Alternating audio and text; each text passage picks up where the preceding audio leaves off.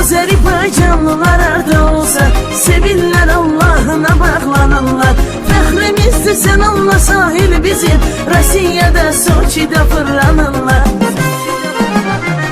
Ağdaşlı sahillə sanan Gəncəli, Pristuplu Mirdə çəkiblər əziyyət.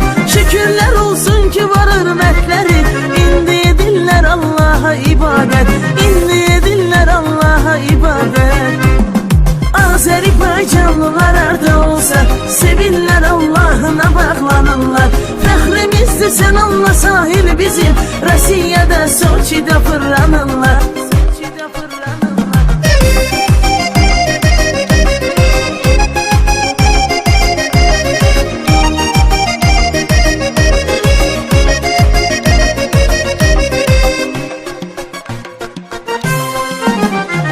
Düzgünə fitva veriblər hər zaman, yaxşıların saxlayıblar hörməti.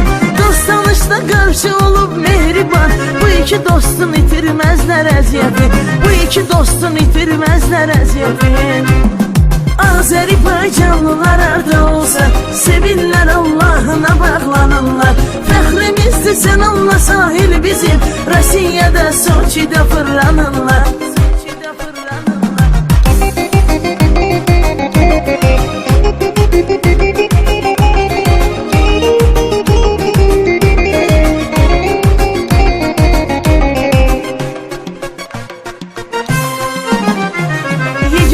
Allah yoludur, hak yolu, sənin də sahildə bu yoldan gedir.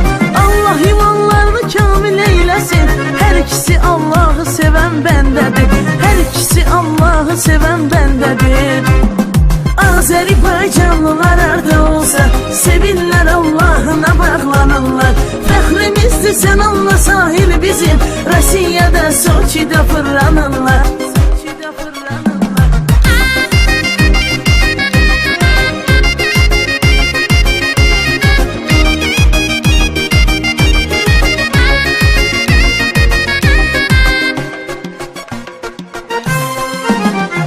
Yaxşıların qədrini bilmək gərək, ömür qısadır, həyat fani həyatdır.